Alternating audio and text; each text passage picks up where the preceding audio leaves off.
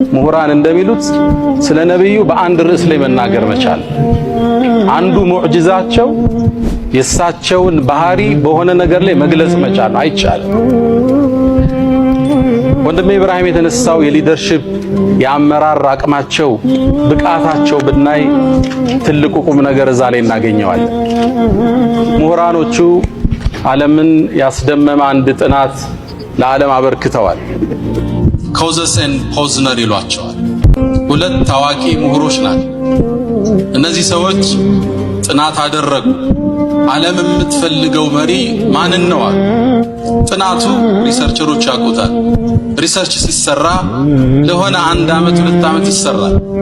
ይሄ ጥናት ግን 25 ዓመት ነው የፈጀው። እንደ አይነት ሪሰርች በዓለም ታሪክ 25 ዓመት ዓለም የምትፈልገው መሪ ማን ነው ብለው ጥናት አደረጉ። እዚህ ጥናት ላይ 1.5 ሚሊዮን ህዝብን አሳተፉ። በጣም የሚገርመው ሁሉንም አህጉራት ኮንቲኔንቶችን አሳተፉ። አውሮፓ ላይ ሄደው ወረቀት በትነዋል። የአሜሪካ ትላልቅ ካምፓኒ ሲኦዎች ላይ በትነዋል። አረቡ ሀገር መጥተዋል። አፍሪካ ሀገር መጥተዋል።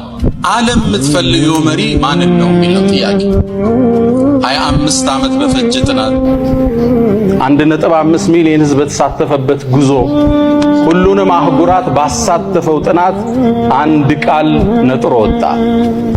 ክሬዲቢሊቲ